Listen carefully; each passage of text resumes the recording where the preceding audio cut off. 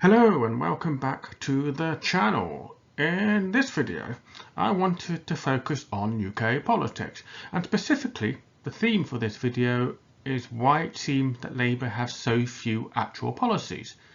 And you can see there's been Labour being commonly criticised in the media for their lack of policy initiative, their lack of inspirational visions and messages and things that they should be communicating to people. Because fundamentally, when it comes to any political party, it's not good enough just to not be as incompetent as the other people. You actually need to make the argument of why people should vote for you regardless. So what have you got essentially to inspire people? Now Labour don't seem to have much of that, and the media have really picked up on it. But this is an issue where it pays perhaps to be a negotiator or even a barrister. And what an amazing coincidence that Labour Party is led by a barrister. So what this means is there are certain themes, and when you dig into it, you can start to see a pattern. And when you see the pattern, you start to understand the Labour strategy. Of course, our journalists are not professional negotiators, possibly not professionals, not doing much other than making lots of noise, unfortunately. So in this video, I thought I would plug that gap in knowledge and analysis and explain to people what the Labour strategy is and how that works in a negotiation context. So for anyone new to this channel, I am the collaborative negotiator, a professional negotiator, I used to say 10, now I probably have to say 12, over 12 years worth of experience. So I do negotiate professionally in my day job, and I do these videos because I pick issues worth talking about and try to approach it from a different angle that few other people tend to do. So with that out the way, let's get into this. So let's set the context. Many political commentators look at Labour and Starmer and they say he is too cautious. They say that he is perhaps not being very honest and that assuming he does win the election, he is going to change his tune and actually start to explain what he intends to do about a variety of issues. Now, all of those comments are probably correct. However, it has to be stated that Sunak has no policies either, or neither does the Conservatives. Now, you can take the perspective that Sunak has no policies because he's a complete cretin and has no idea what he is doing. However, even the most rabid ideological idiots tend to have policies. You only need to look at Liz Truss to see that. She certainly had policies. Of course, they might have not been good policies, but she did have policies. Sunak, by contrast, really doesn't. Now, this isn't because he doesn't want to have policies. This is because he is unable to push forward policies. And it's important to understand this context. Sunak is in charge of an extremely divided party. There's various factions and they pretty much probably can't even agree on the colour of an orange. So on that basis, what is happening is Sunak is not able to obtain consensus on any given set of policies. This is why he's flipping around a lot. He's trying to do things that keeps his party on board, but actually there's no coherent strategy, there's no coherent trend. And that is because Sunak is in a position where he is not able to set a strategy because he doesn't have consensus, he doesn't have a united party behind him, or at least one that's willing to shut up and let him get on with it. By contrast, Starmer does have control of the party, and of course you can hear the complaints from the far left of his party, who say he had very much purged the party of anybody that even voices the smallest element of disagreement with him and the leadership team.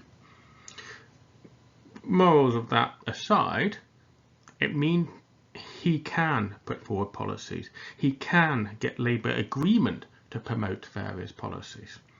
So the fact that Labour are not pushing forward a whole raft of policies. It's a choice. It's a conscious decision that the Labour leadership has made.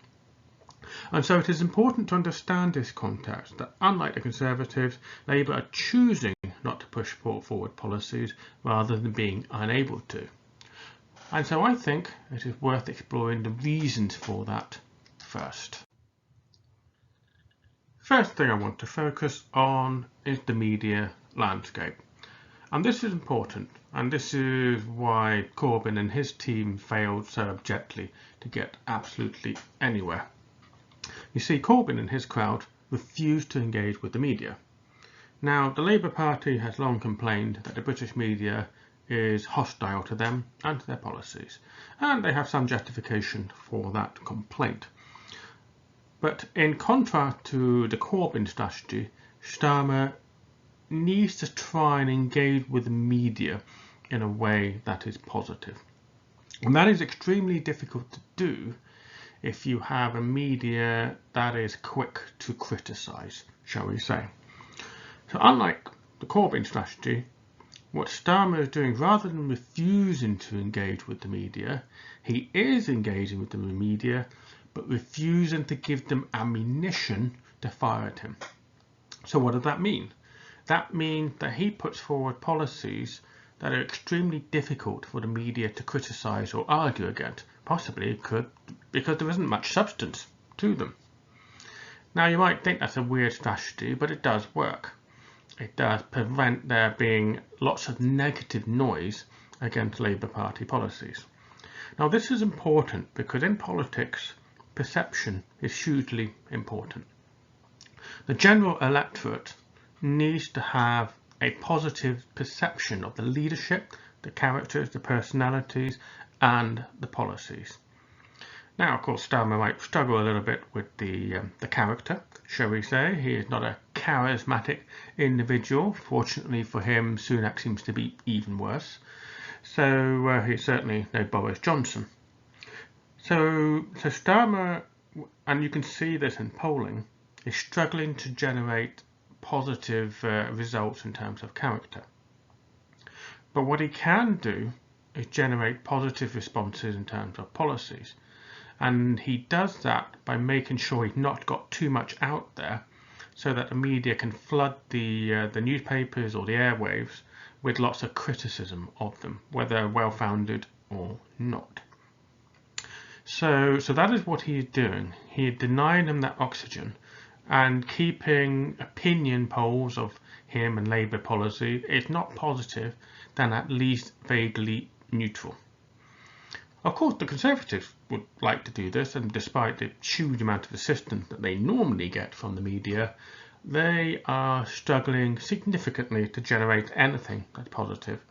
That, unfortunately, is what happens when you are incompetent. However, I digress.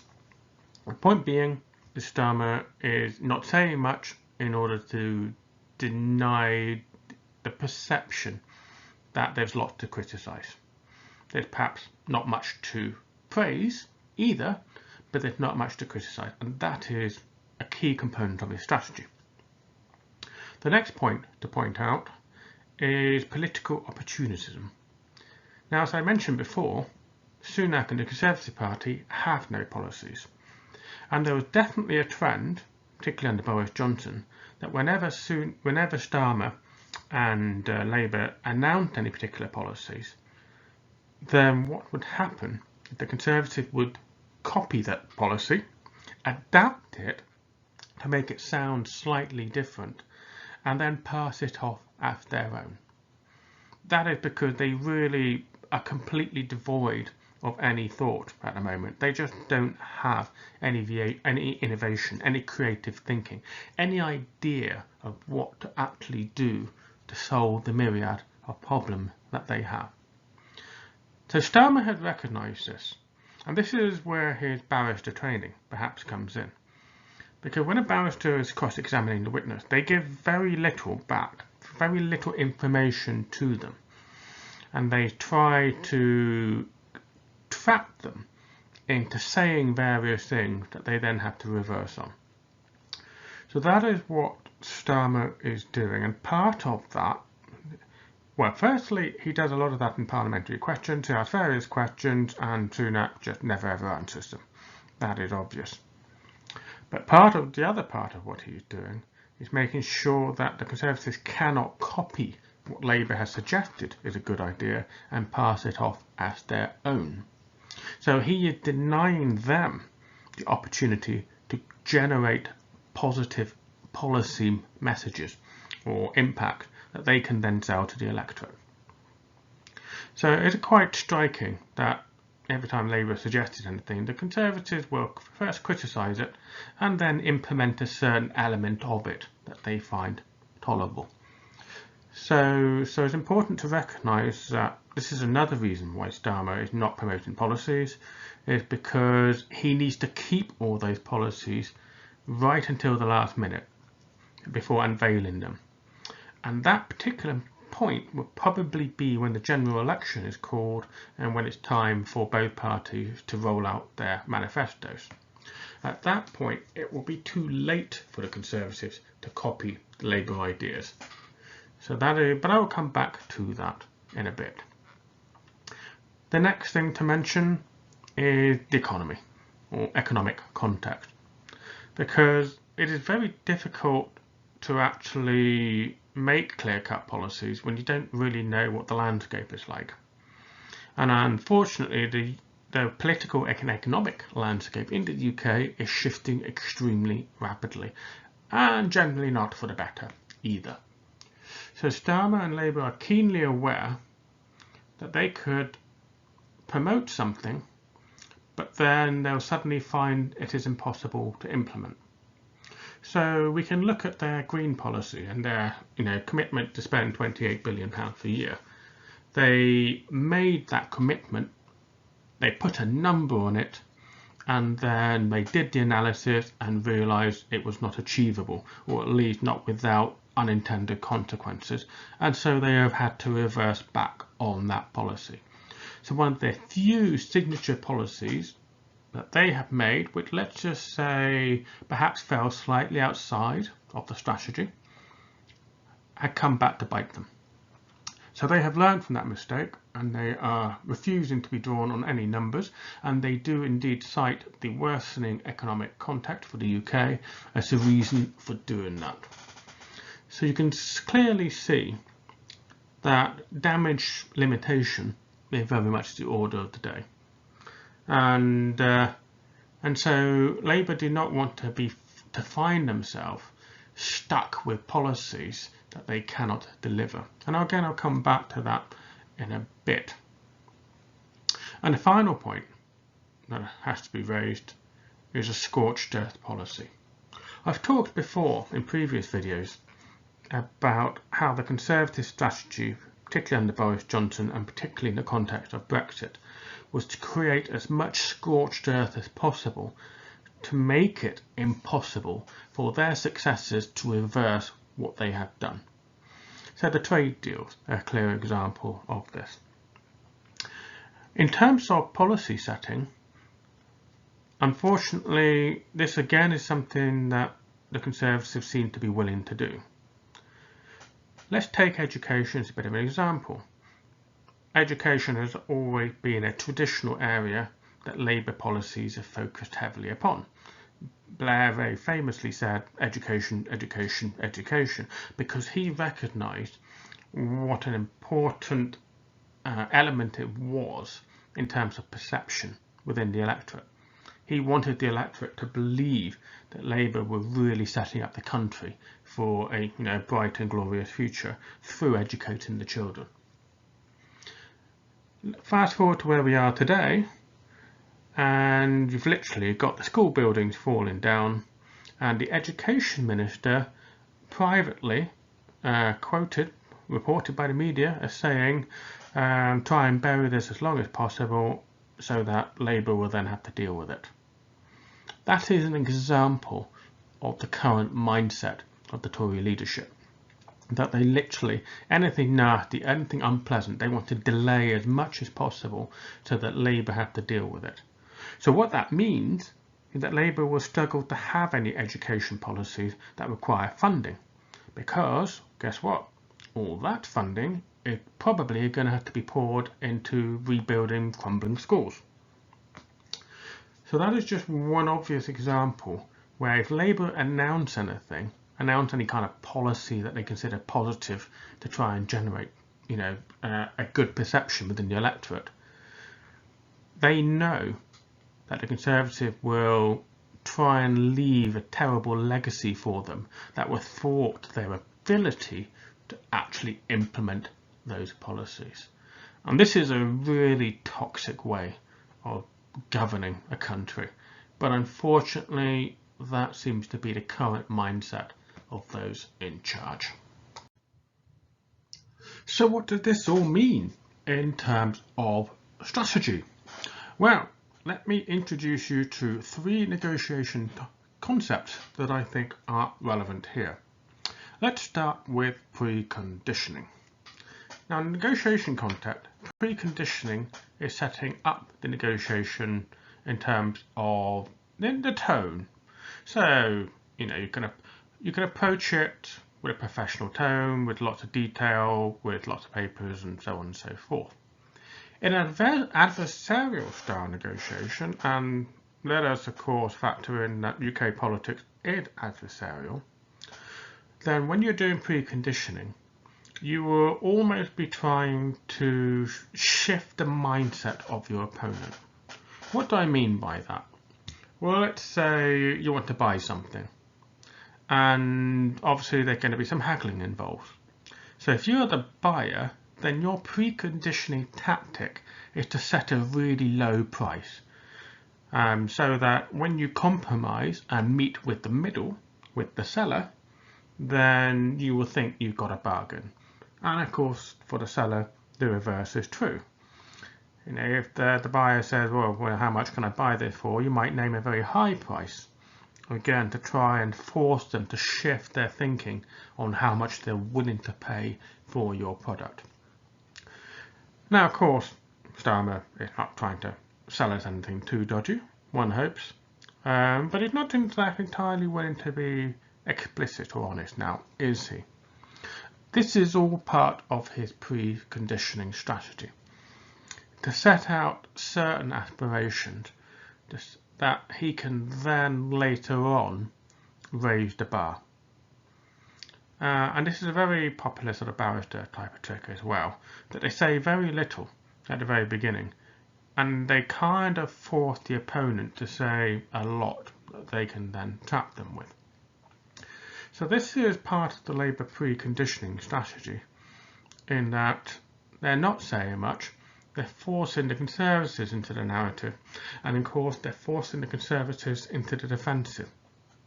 Because the more the Conservatives talk about things like education or schools, the NHS, immigration, the economy, or law and order or justice, pretty much anything, it sets the condition by which the electorate look at what they're saying, look at what the reality is, and pretty much come to the inescapable conclusion that they're making a right old mess of it. So Labour don't have to say much. Their preconditioning is essentially to say to the electorate, look at the mess the Conservatives are making. Of course, that's not what the Conservatives want to do, and this is why in Prime Minister's questions, Sunak is always trying to ask questions of Starmer. He is trying to reverse this preconditioning tactic and force Starmer to go on the defensive by outlining what he would do to fix it. And Starmer is not falling for that. He is keeping the spotlight firmly on Sunak and the Conservative Party and saying, what are you going to do to fix this problem? Come on, come up with an answer. The electorate wants to hear it. Later on, Starmer can come up with the answer. But for now, he is setting the context and he is making the electorate believe that it's all going to hell in a handcart. Which leads nicely to the second point, which is timing. Now, in negotiations, one of the biggest mistakes that people make is they go in too early. So what I mean by that is you might have a proposal, you might have a great idea, but if you put it in too early, the other side may just reject it They're not ready to hear it. They haven't said their piece. Anything like that. So quite often, one of the tricks in negotiations is not to say too much at the beginning, perhaps to open up with lots of questions. This is particularly important if you lack information, you lack context, you need to understand more about what the other side considers to be important. And of course, it then allows you to get a feel for things, to feel what is important, and then at the right time, put forward your proposal.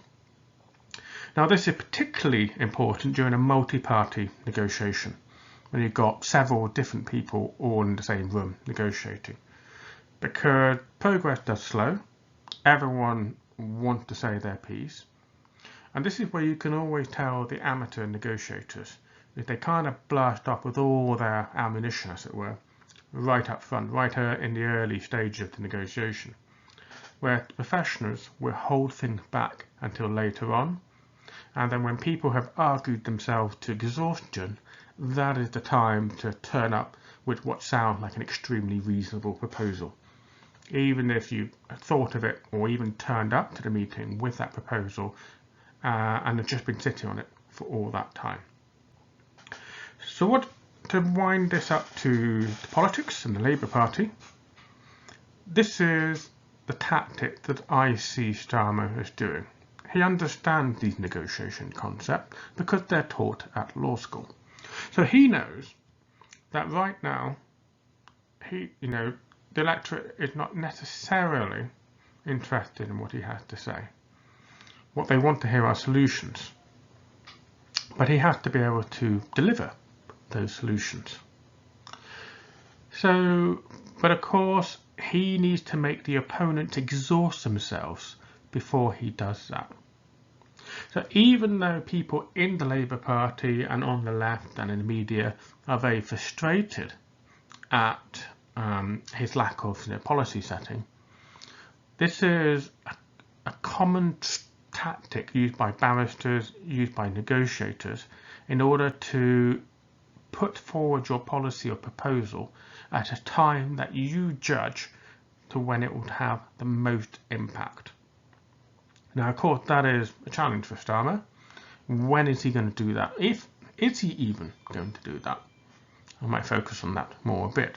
But the key point I want to make here is that he is picking his time.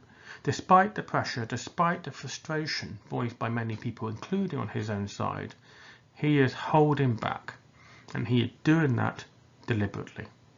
Which leads me to the third negotiation concept, and that is mirroring.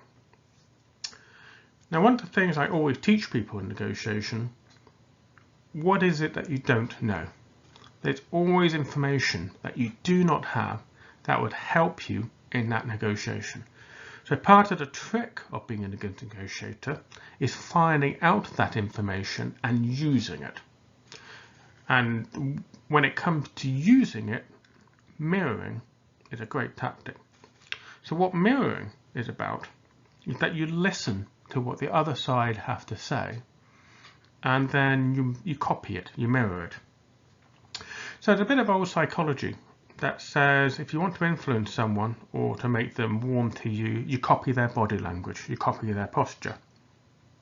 In negotiation context, this is a similar thing. You listen to the language you use, you listen to the words, how they express their ideas, their concept, and then you fold that into what you want to put forward. So come to Starmer and Labour. How are they using mirroring? Well, they do this through focus groups and opinion polls and so on. So they are sitting there paying lots of attention to all this data about what it is the electorate wants. And then whenever they do announce something, they are being very targeting in only pushing forward the policies driven by the focus group and opinion poll data. So let's look at some of the key policies that Labour have pushed forward. For example, climate change and lack of job opportunities. They combined the two into one. There's lots of people who do want there to be more climate action, but also don't want it to cost the economy, or want it to be an opportunity, not a threat. So that is one policy angle Labour are pushing. Housing, another massive concern for the electorate. So they are pushing forward a policy that they know the electorate really cares about, which is to build more houses. The same with NHS, same with the economy, and the same with law and order. Now, Starmer, of course, has his own personal credibility as the former Director of Public Prosecutions, but that is not the only reason why he is pushing a law and order agenda that is not necessarily comfortable within the Labour Party. It doesn't fit in with the usual culture or the policy that Labour would have.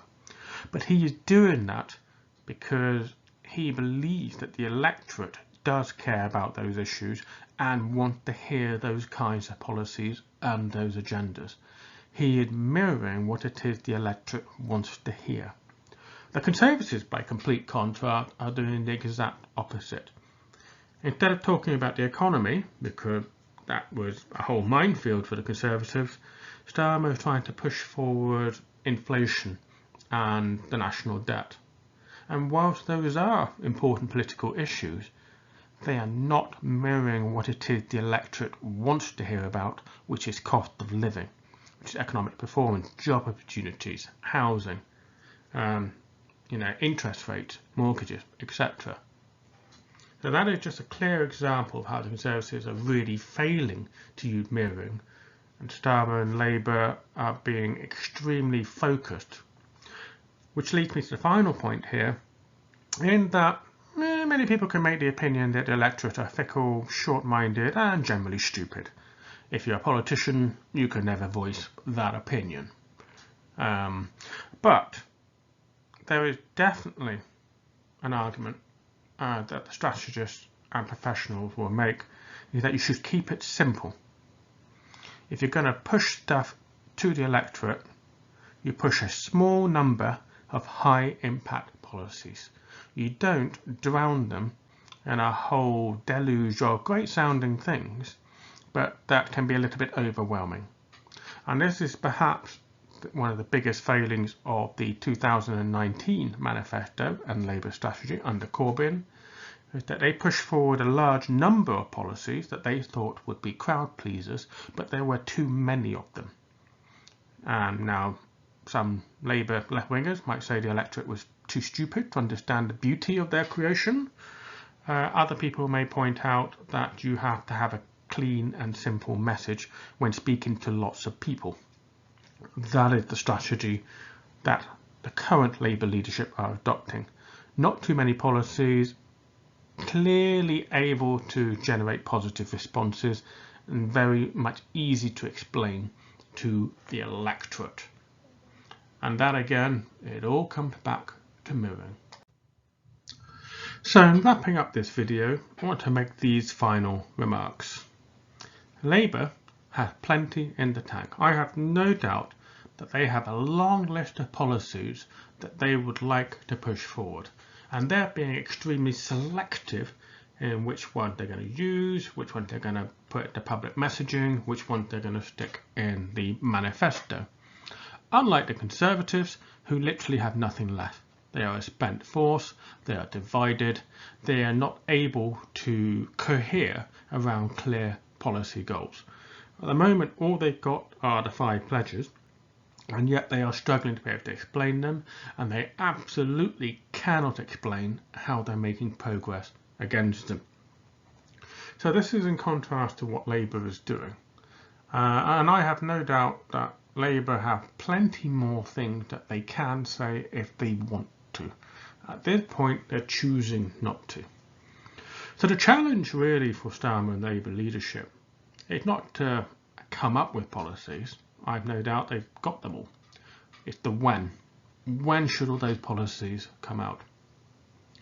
And this is not a timing that they can control, because it is Rishi Sunak that gets to call the election. Now, I presume, and of course I don't know, because I do not know any of the leadership, that Sunak will have to pick his date, and when he does, the Labour leadership will then kick into the next gear of the policies that they think are the best ones to land with the electorate at that point in time. They will want to start pushing out those policies, presumably a certain number of months ahead of the election. And this is because there's a certain momentum that comes into these things. So if you put the policies out too early, then by the time you get to the election, it's almost old news, it's almost quite boring, there's no excitement about it. Whereas if you do it too late, then the idea hadn't bed in. Or on the other hand, perhaps the electorate won't have had enough time to think about it and realise what a bad idea it is. So it can go either way in that context. But I think it is clear that Starmer and the Labour leadership has an opinion about when they should ramp up the policies that they want to articulate to the electorate. Have they got it right? Time will tell. But it's clear that they are doing this timing thing, and that timing thing, a little bit of drip feed here and there just to keep things interesting, but they're saving the majority of their ammunition for the run up to the election. And they want to do that when the election day comes round, they want it to be peak Labour, peak excitement. People to look at all the Labour policies and to say, that's interesting, that's deliverable, we're on board with that. And timing is crucial, as well as media coverage, in generating that momentum for them. Of course, the final point I've got, do they even need to bother? Because the Conservatives are making such a mess of things, they are unable to push forward coherent policy agendas. They're unable to explain how anything they do will not lead to more failure, more mishap. That Labour kind of don't need to say anything. And of course there is that old saying that, never interrupt an enemy when he is making a mistake. And Labour don't need to do much really, because the Conservatives every single week it seem to be making one mistake or another. But of course, final thing I will say, there's a difference between being a political party of governance and being a political party of opposition. The party of governance is a party that gets people excited about them, interested in what they will do, whereas an opposition party will do nothing more than criticise and will promote things that don't necessarily stand up to scrutiny. At the moment, there's a good argument for saying the Conservatives are the party of opposition and Labour are the party of governance, with the exception of creating that little buzz. And right now Labour are not quite doing that. Will they? We'll see. Maybe the commentators are right. Maybe Starmer is far too cautious and would rather just let the Conservatives destroy themselves and their own electoral chances without too much help from Labour. But on the other hand, he does need to think of something, some kind of crowd pleaser, just to tip things in his favour. And again, time will tell where he weighs in on the side of that particular equation. So I hope you found this helpful and interesting. Please do like and subscribe, and please do comment below. I'd be interested to see people's opinions on this.